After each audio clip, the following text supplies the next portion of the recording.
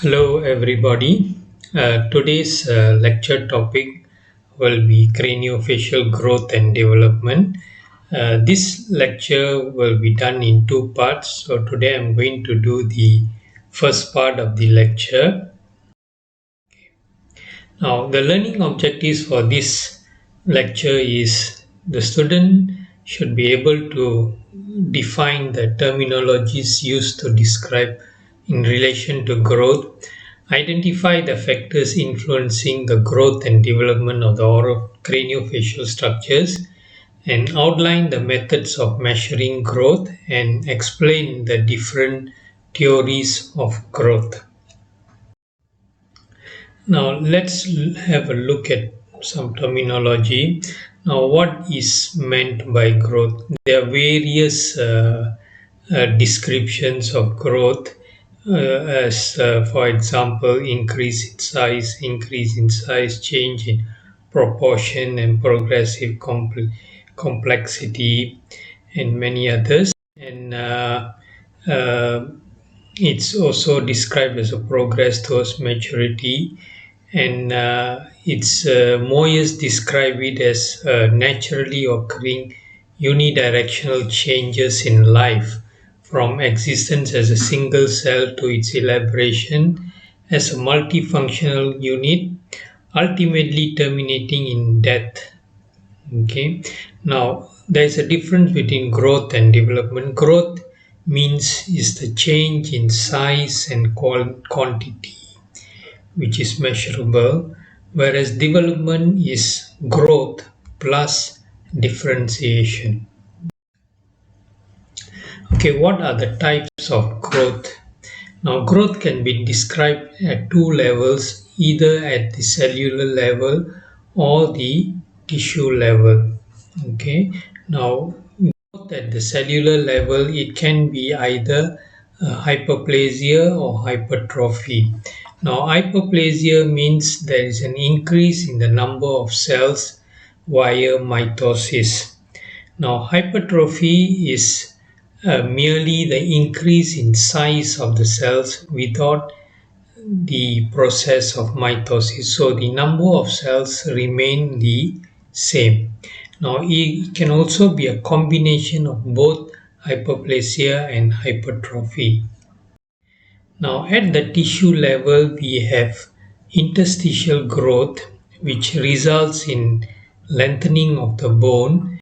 We have appositional growth, which results in increasing uh, thickness or increase in diameter. We have accretionary growth, whereby the growth happens by the accumulation of interstitial tissue around the cells. And there is also meristematic growth, which normally happens in plants, whereby the growing tip lengthens the root structure. Now, growth is a process, continuous process from the start of conception until death, but it varies in rate and duration for different parts of the body.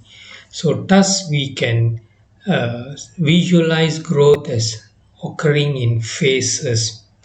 Okay, the prenatal growth involves rapid cell division and fast growth rates. Now, the postnatal growth occurs from birth up to the age of 20 years old, and this is marked by declining growth rate but increasing maturation. Now, after 20 years of age is the period of maturity, which is a period of stability, and growth is limited to maintaining balance between cellular gain and loss. And in old age, there is a decline in functional activity, and thus growth slows down. Now, let's have a look at the factors affecting growth. Now, genetic factors. Now, genes control the magnitude and timing of growth, but the final outcome is determined by both genetic and environmental influences. Now, a good example of genetic role in growth is if we have look at two identical twins, we find that they have similar maturity indicators, wrist, dental, or sexual maturity indicators. And males grow over a longer period due to the delaying action of the Y chromosome, thus a greater overall growth. This again is another evidence support for the fact that growth is under genetic control. Okay, now hormonal control. Now the growth is affected by various hormones, and in fact, you could probably say that almost all endocrine hormones have some effect on the growth. Now, the major hormones play having a role in growth is the growth hormone, also known as somatotrophin. There are growth factors such as IGF-1 and 2.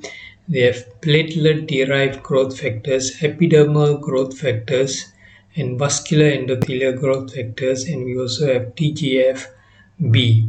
Now, insulin also plays a role in growth via protein synthesis. Thyroid hormones, androgens, gonadal hormones, PTH, and calcitonin. And all the tissues respond to the effect of somatotrophin.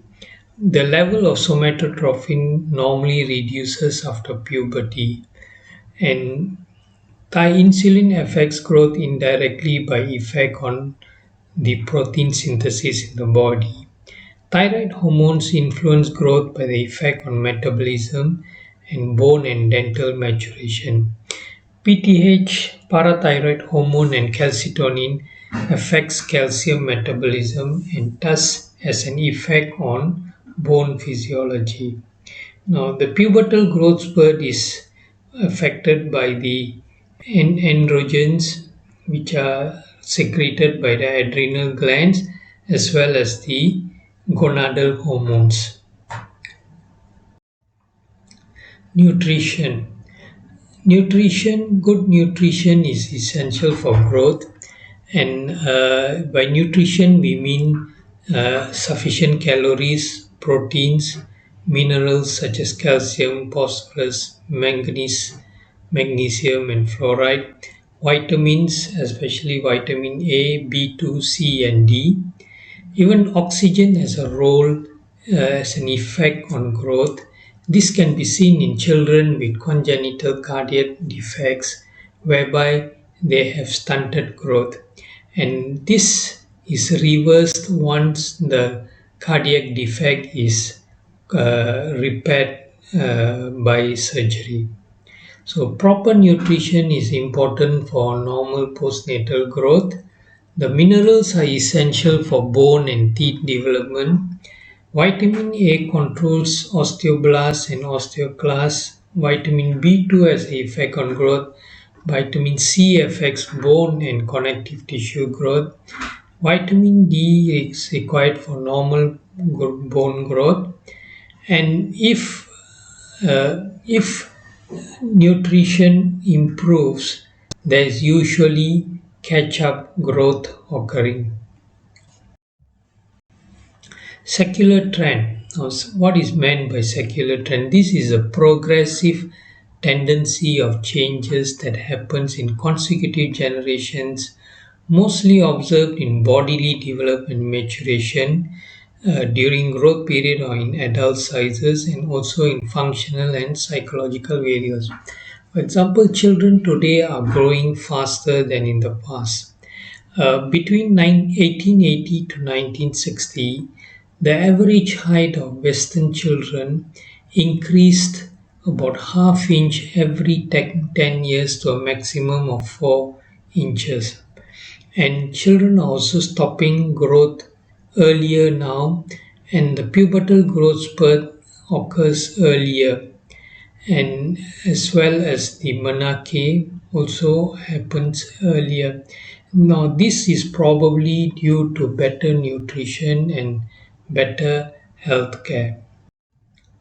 Now, disease illness, prolonged and debilitating illness can cause a negative effect on growth. Now, during illness, there is increased cortisol production, and cortisol is an hormone that is antagonistic in its action to the growth hormone, and this cortisol causes arresting of cell growth, as can be seen as on X-rays as arrested growth. It can also be seen in the teeth as arrested development of the teeth. Now, after resolution of the illness, catch-up growth occurs and the child moves back to the predetermined growth curve. Now, season and circadian rhythms. Now, fluctuation in hormone release varies according to the time of the day. This is known as a circadian rhythm. Now, it is noted that growth in height is faster in spring as compared to autumn, whereas weight increases more in autumn compared to spring. And it is also noted that growth in height and eruption of the teeth is greater at night as compared to daytime. Cultural factors. Now, a study was made of comparing native Japanese males and Japanese males who were born in America, and it has found that the Japanese males who were born in America were much taller than their native counterparts. Now, psychological stress and psychological abuse can also adversely affect growth. This is believed to happen by inhibiting hormone release. Now, a study was done by Widdowson in 1951. He compared the height and weight of children in two German orphanages. Now, the children in orphanage with an harsh mistress had less height and weight gain, although they had 20% more calories, meaning better nutrition. Now, what are the methods available of studying physical growth? There's two big groups. One is either can be a measurement or it can be a experimental. Now, measurement, we have the technique called craniometry. Now, craniometry is done on skeletal remains. So, measurements are done directly on dried human skulls. 3D measurements are also possible, but because the subject is already dead, only cross-sectional studies are possible. It cannot elicit the size, amount, and rate of growth. Now, anthropometry, on the other hand, is measurements done on living individuals. The measurement is done on the soft tissue points overlying known bony landmarks, and soft tissue is thickness is variable, which has to be taken into consideration. Now, since the subjects are alive, longitudinal studies are possible, and this also cannot elicit the amount and size and amount of growth. Now, the head and facial shape varies among different geographical groups. For example, modern Caucasian skulls are large with large face and nose and long skull, as compared to modern East Asians who tend to have short flat faces and are lightly built. Now, indices can be used to describe the proportions independent of absolute size. Okay, let's have a look at the indices of anthropometry. that are commonly used. First, we have the cephalic or the cranial index. Now, the formula for this index is the maximum cranial width over the maximum cranial length times 100. Okay, and depending on the results, the head can be classified into various shapes. It's either dolichocephalic, mesocephalic, or brachycephalic. Okay. The second index is known as the facial index. Now, the formula for the facial index is the nasion height divided by the bizygomatic width times by 100. Again, based on the measurement, it can be classified. The face can be classified into three or more groups. Okay, the third index is known as the Palatine index, and the formula is the palate width divided by the palate length times 100. The next measurement technique is known as cephalometric radiography. Now, this is a technique used to study growth. It is used cephalometric landmarks on plotted on serial radiographs, and measurement on serial radiographs are analyzed to study the growth pattern. Now, the next experimental methods we have are vital staining. Now, vital staining involves injection of dyes that stain mineralizing tissues. Now, these dyes are incorporated into the teeth and bones, which enables study of the growth changes. Now, the experimental animals have to be killed so that the tissues can be stained and studied histologically. And because the subjects are killed, sacrificed, the longitudinal study is not possible. Common stains used for these techniques are alizarin S, procyon, tetracycline, trypan blue, and fluorochrome. Now we also have radioisotopes, whereby injection of radioactive substance that is incorporated into the developing bone. Now, by tracking the emitted radioactivity allows us to study the bone growth. And the substances used are calcium 45 and technetium 33. Expose a photographic emulsion plate, and this photographic emulsion plate exposed for suitable time and developed, and it produces a film which can be interpreted. The film is called a autoradiograph. Now, the substances commonly used are sodium, chlorine, fluorine, strontium, calcium, and iodine. Next is implant radiology. Now, implant radiology was introduced by Bjork in 1955. He inserted inert metallic tantalum pieces into a growing bone, and these metallic pieces become osteointegrated, and they act as radiographic reference points. Now, serial radiographs are taken at regular intervals, and through these serial radiographs, we can analyze the site, rate, amount, and direction of growth. And this technique allows longitudinal study of growth. Now, what are the various types of growth studies? You can divide into three types. One is cross-sectional, longitudinal, or mixed or semi-longitudinal. Now, cross-sectional means a large number of subjects are examined at one particular time. So this enables a large sample to be obtained, but the study period is usually short, and we can only arrive at a mean rate of growth for the population.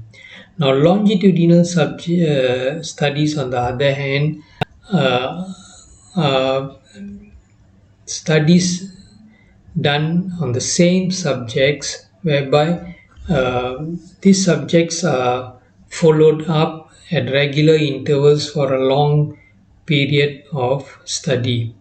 Okay, as this allows velocity pattern and variability of growth to be analyzed.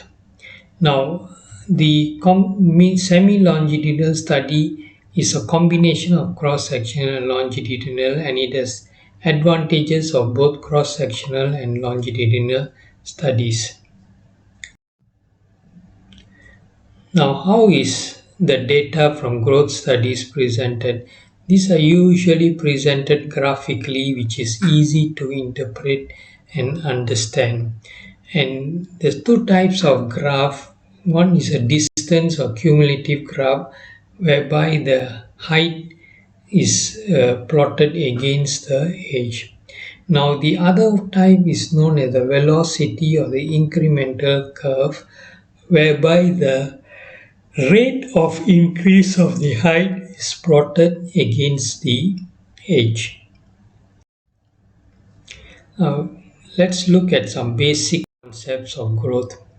Now, pattern of growth. The human growth pattern is known as allometric. Now, what is meant by allometric growth pattern? With growth, it is the size increases and the shape changes as well. Okay, the opposite is what is known as isometric growth, whereby the shape remains the same throughout growth. Now, different parts and organs grow at different rates and different times. Now, differential growth in humans is reflected in the cephalocaudal gradient of growth and the Scammon's curve. Now, the cephalocaudal gradient of growth means there is an axis of increased growth from the head to the feet, and advancement of growth happens from the head, then the trunk, and then the limb. Therefore, the body proportions, overall body proportions, change from fetus to adulthood. Now, at birth, the at 3 months gestation, the head is about 50% of the total length of the body, half of the body, total length of the body. Now, at birth, the head is about quarter of the total length of the body, and as an adult, the head is about 1/8 of the total length of the body. Now, at birth, the nasomaxillary complex and mandible are less developed than the cranium. Now, the maxilla, being closer to the cranium, grows faster and completes growth earlier than the mandible. At birth, the cranium is more than 50% of the total head volume. Now, Scammon's growth curves. Now, different body tissues and organs have different growth rates and timing. And in 1930, Richard Scammon came up with 4 basic growth rates, which is the lymphoid, neural, general, and reproductive curves. Now, the lymphoid curve involves the thymus, adenoids, lymph nodes, and intestinal lymph vessels. Now, the lymphoid curve reaches 200% of the adult size between the ages of 10 to 15 years of age. Now, this is required as a protection against infections. After this, it reduces to the adult size by involution. The next curve is known as the neural curve. Now, this involves growth, development of the brain, spinal cord, and optic apparatus. Now, it's related to body parts of the cranium, orbit, and the vertebrae. Now, the brain reaches 90% of adult size by 8 years of age. Now next is the genital curve. Now this involves the primary growth of the primary sex apparatus, namely ovary and testes, and also the secondary sex characteristics. Now there's a small rise after birth, and at puberty there is a rapid acceleration which is known as the pubertal growth spurts, which occurs around 10 years of age.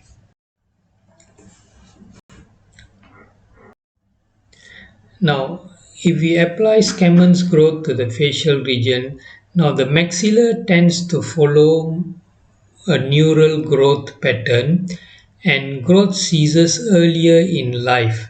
So this means that the skeletal problems in the maxilla has to be treated earlier. For example, for the use of face mask for growth modification must be done around 6 years of age.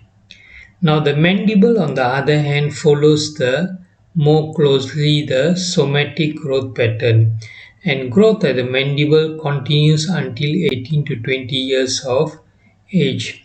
Now any growth modification will need to be retained until 18 to 20 years, otherwise we will get relapse of the skeletal correction due to the continuing growth of the mandible. Now, the next concept in growth and development is variability. Variability is a law of nature. No two individuals have the same increment of growth at a particular age. There is variability in height and weight, and this variability can be caused by hereditary, by sex or gender, nutrition, racial, factors of exercise, climate, socio-economic or psychological.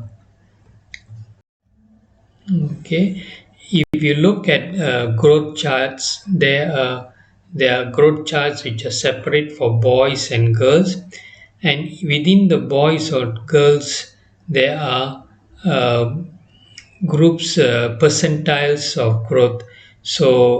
This means there is a variation among the particular population. Now the biological clock for every individual is set differently. Some individuals mature early, and thus they are taller in childhood than average growers, but as adults they may not be particularly tall. Now, females attain puberty earlier compared to males. Now, the human growth does not occur at a uniform rate. An example of this is the height. There are periods of relative quiescence whereby the height is not increasing by great amounts, interspersed with periods of rapid accelerated growth. Now, this period of rapid growth is known as a growth spurt. Now, usually in girls, the growth spurt occurs approximately 2 years compared to males. So we have three growth spurts, one happening around 3 years of age, known as the infantile growth spurt. We have a childhood growth spurt around 5 years, 5, 6 years, and the juvenile peak around 7 years, 7 to 8 years of age. And you also have the adolescent or prepubertal growth spurt. Now, what is the clinical significance of growth spurts? Okay, the prepubertal growth spurt has a major clinical implications in orthodontics.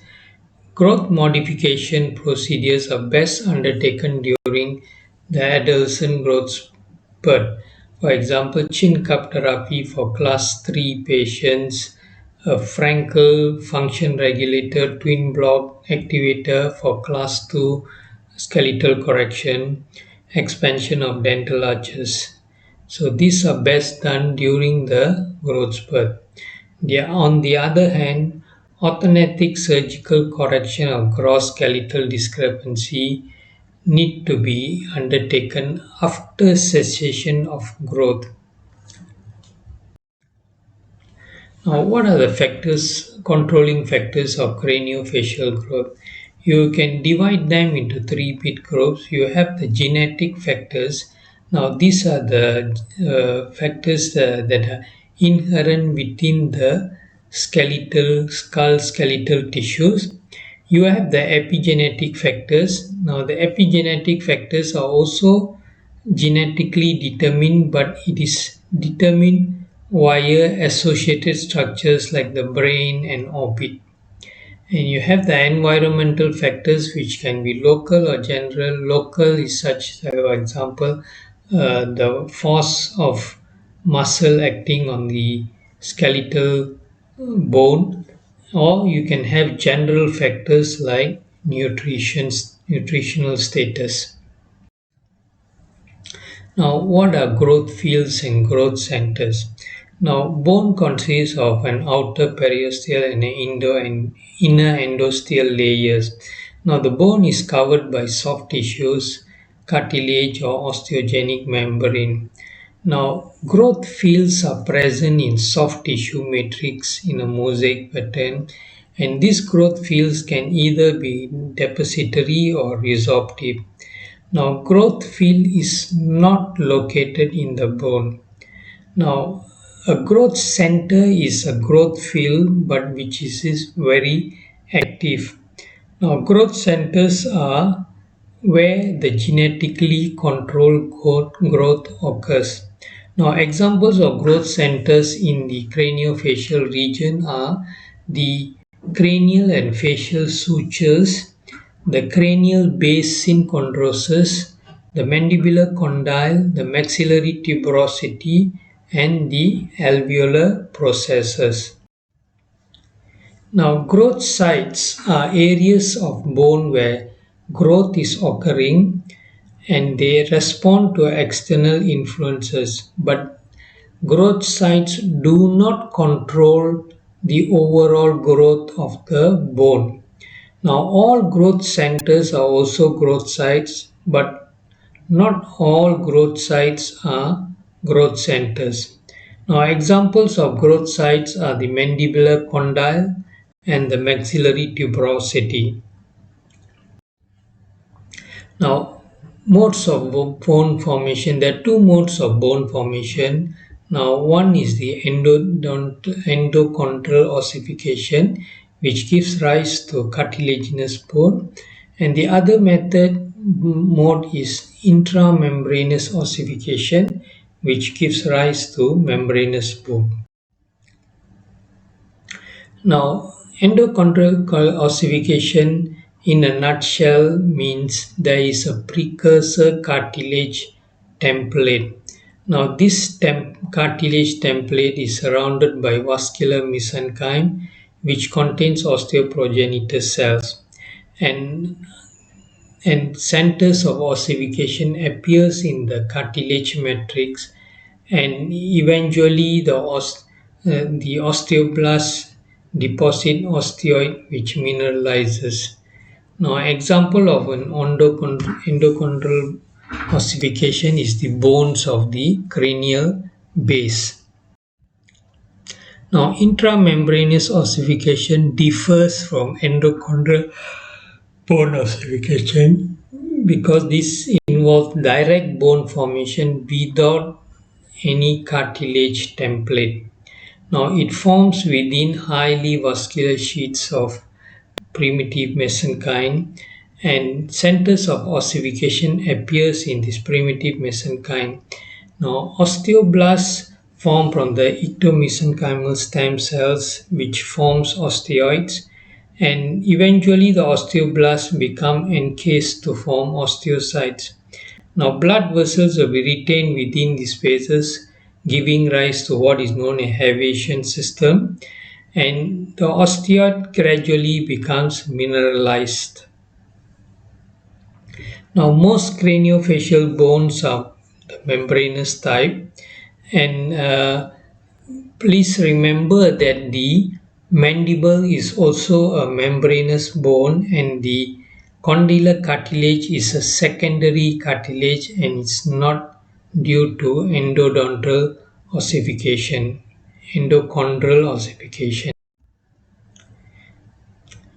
Now, what are the mechanisms of bone formation? We have three processes: bone remodeling, cortical drift, displacement, or translation. Now, bone does not grow uniformly, and usually there is selective bone resorption and deposition.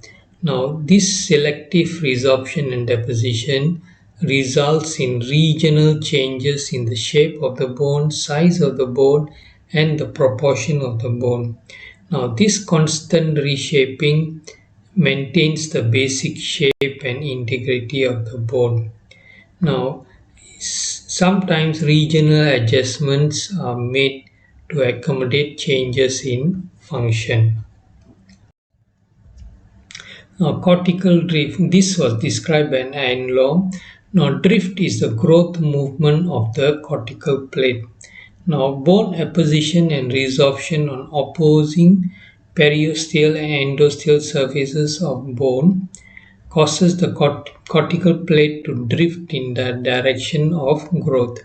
Now, the thickness of the cortical plate may be maintained or changed according to the rates of apposition and resorption. Translation or displacement. This is a change in the spatial position of bone. Now, primary displacement is caused by enlargement of the bone that is moving itself. Example, in the translation of maxilla, where the posterior lengthening is equal to the forward movement of the maxilla. Now, in secondary displacement, the movement is caused by the growth of the adjacent bone.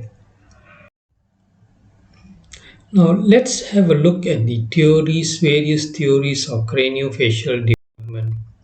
Now, there are about 9 theories of craniofacial development, and we will look at them one by one. Okay, first let's have a look at the genetic theory, which was proposed by Brody in 1941.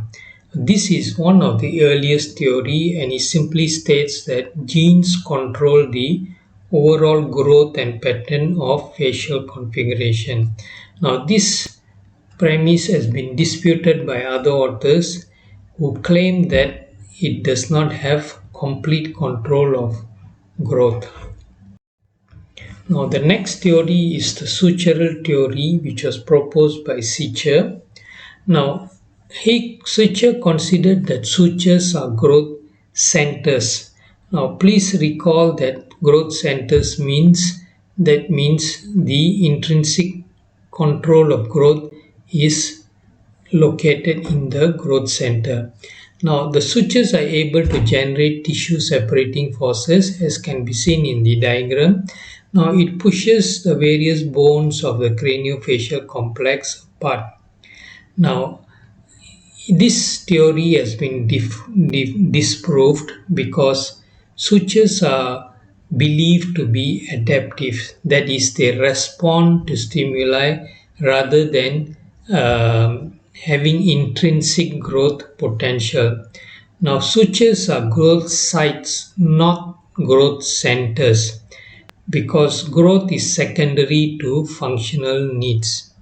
Now, if a suture is transplanted to another site, it does not produce growth, and the suture responds only to tension because compression causes resorption. The next theory is known as the cartilaginous theory, and this was put forward by James Scott. Now, he believed that cartilages are growth centers while sutures have secondary adaptive role. Now, cartilage are believed to contain intrinsic growth factors. Now, the primary growth centers as far as cartilage is concerned is the nasoseptum, which has an effect on the nasomaxillary complex, the condylar cartilage, which has an effect on the mandible, and the condocranium, which has an effect on the cranial base, otic, and nasal structures.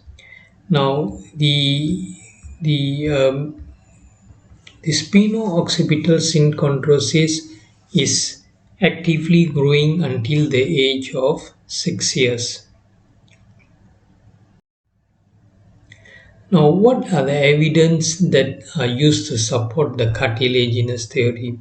Now, the primary cartilage that is found in the craniofacial region, for example, the septal cartilage and cartilage, they are found to be identical to the epiphyseal plate of the long bones.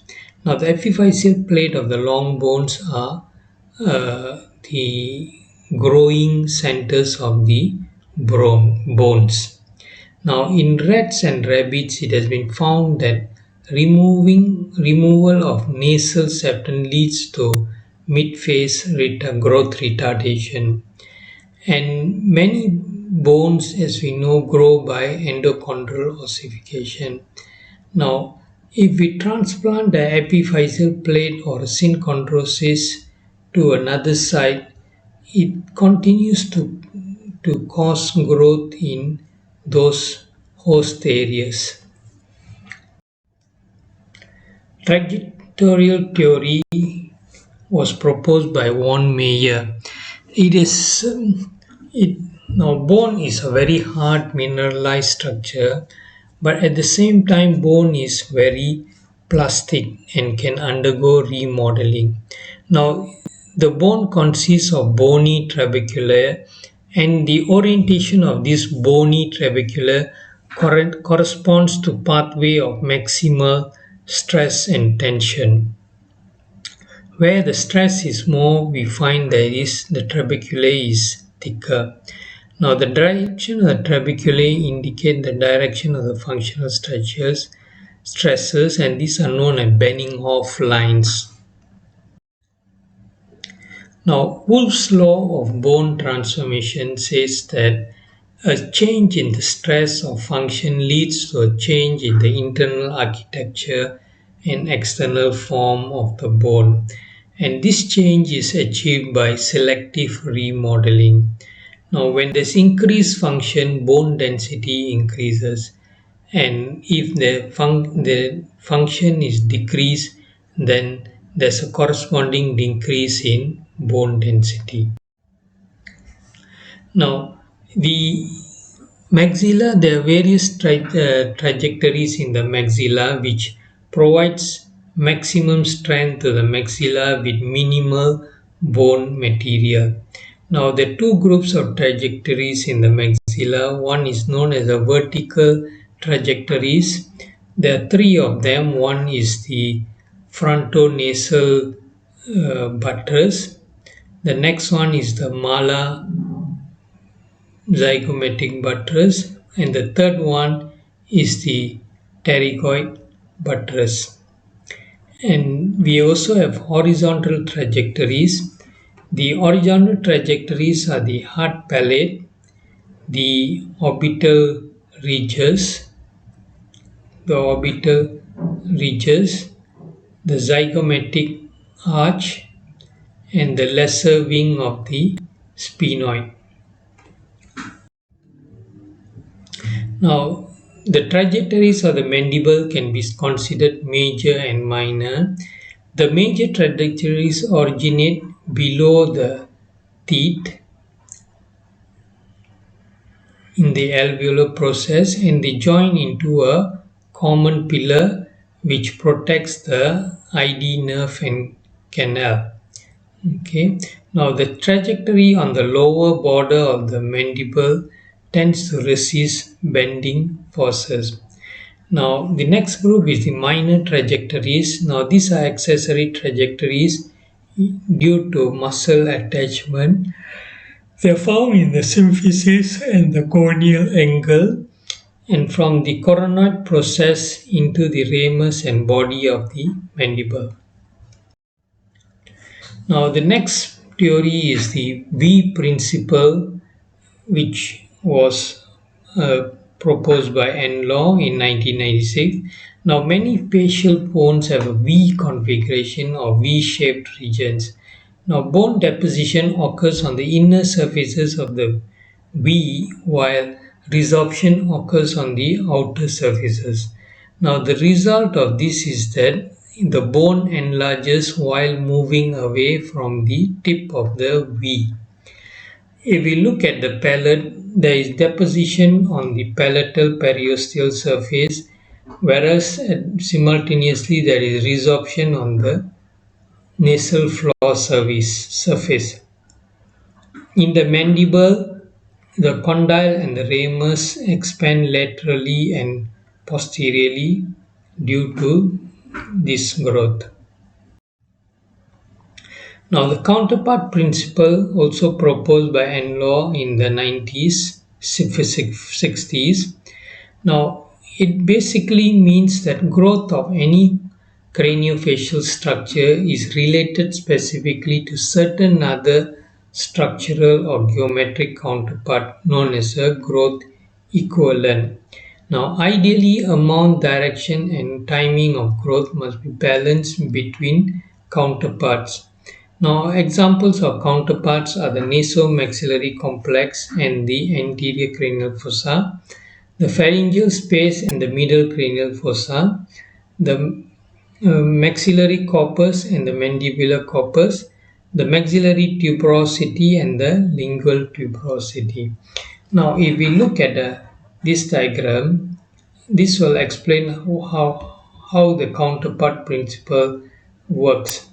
Now, let's say we have uh, increase uh, increased growth of the maxilla, which causes the maxilla to translate in a forward direction.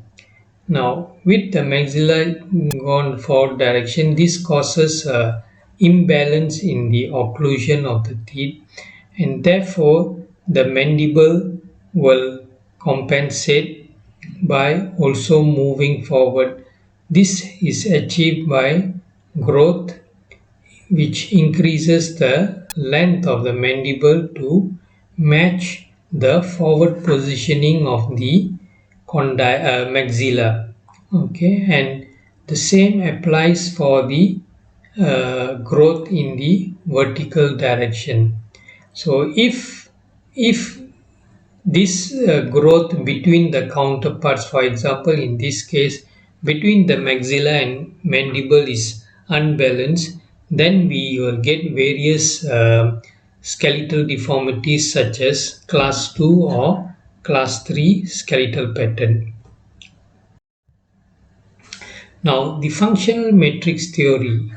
This theory was put forward by Melvin Morse in the 1960s, and this is probably one of the most widely accepted theories.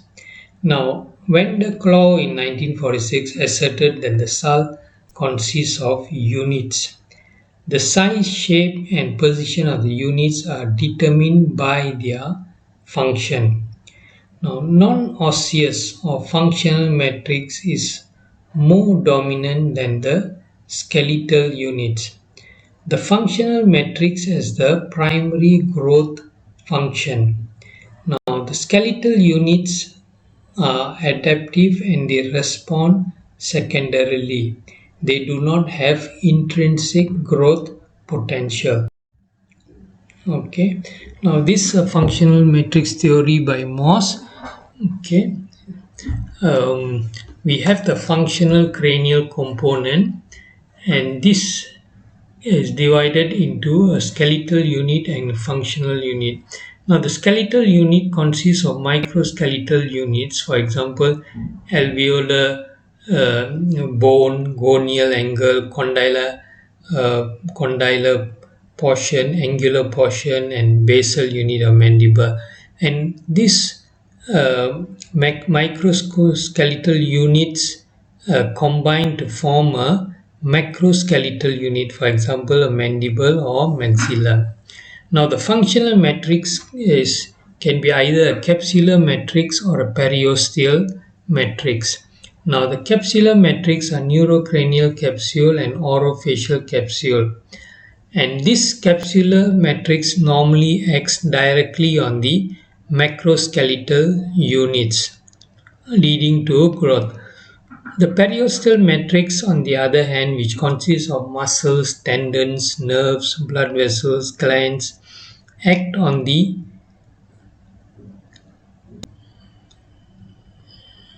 microskeletal unit.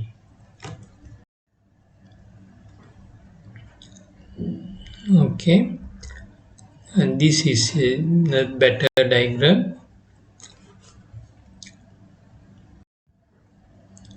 Okay, now the head is a composite structure. It has various functions such as neural function, olfaction, digestive, speech, audition, and vision. Now, each function is executed by a functional cranial component, and this is made up of a skeletal unit, microskeletal, which further divide into microskeletal and macroskeletal units. And there's a functional matrix which is divided into capsular matrix and periosteal matrix. Now, function requires spaces. For example, neural function, which is carried out by the brain, requires a cranial cavity. Respiration deglutition requires nasopharyngeal and oral spaces. Now, example of a capsular matrix is the neurocranial capsule, which consists of dura mater and scalp, and the expanding brain pushes skeletal units apart, and the periosteal matrix induces bone growth of the skeletal units.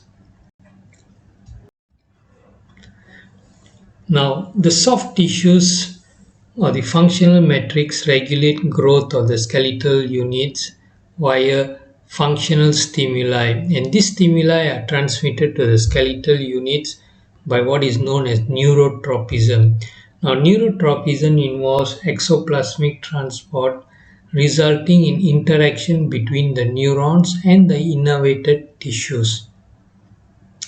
There are three types of tropism. One is neuroepithelial, which controls epithelial growth regeneration, and this is done by way of neurotropic substances found in the synapses. Now, when this tropism is deficient, we will see facial hyperplasia and cleft palate, among others. The second type of tropism is neuromuscular tropism, whereby it acts on the muscle, which is the part of the periosteal matrix, and it regulates the size and shape of the microskeletal units. But it can also exert its effect on the capsular matrix, which control the macroskeletal units. The third tropism is neurovisceral tropism, which regulates the growth of viscera, for example, the salivary glands. Now, what's the clinical significance of this functional matrix theory? Now, a prolonged mobilization of mandible and child retards mandibular growth because of the interruption of normal function. Orthodontic appliances alter the functional matrix. For example, for fixed braces, conventional fixed braces, alteration of the teeth, which represent the periosteal matrix, cause a change in the alveolar bone architecture, which is the microskeletal unit. Now, dentofacial orthopedics, which is alters the capsular matrix, alters the position of the jaws, which are the macroskeletal unit. Now, the servo system theory, this was proposed by Petrovic and Stutzman in 1980. Now, it's based on the cybernetic concept.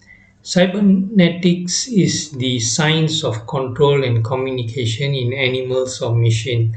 Now, cybernetics involves a closed loop system whereby there is a feedback loop and a comparator.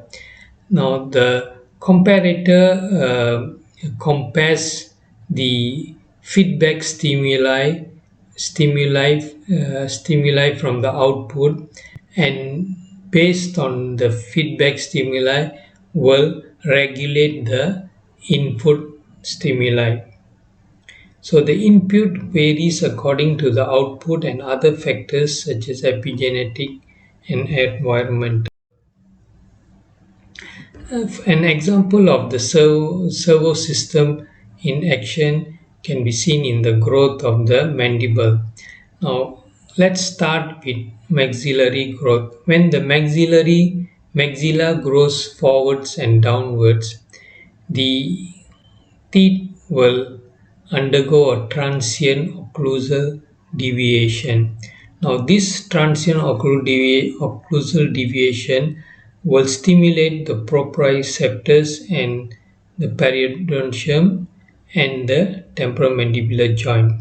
Now, this further activates the central nervous system, and this causes effect on the muscle function, which which causes protrusion of the mandible, and this results in condylar growth so that the occlusal deviation can be corrected.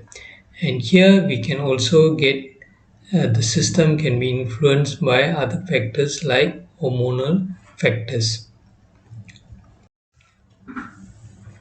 Now, when Limbaug's compromise or composite theory, this was proposed by Van Limbaugh in the 1970s. It's a multifactorial. Van Limbaugh felt that there were some things acceptable in genetic, structural, and functional matrix theories, and some things which is not correct. So he made a compromise between the three different theories.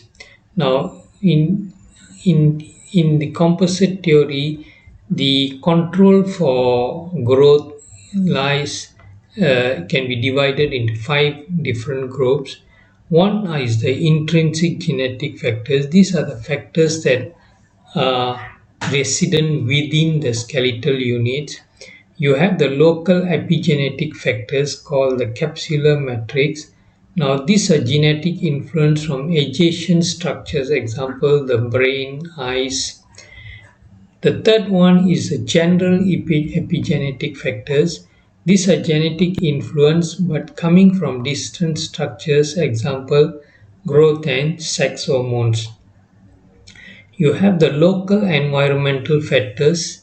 This is the periosteal matrix, and this is the local non-genetic external influence, for example, muscle force and habits. And you have the general environmental factors, and these factors such as nutrition and oxygen supply. Okay, that concludes our first part of the lecture for craniofacial growth and development. This is the references for the lecture,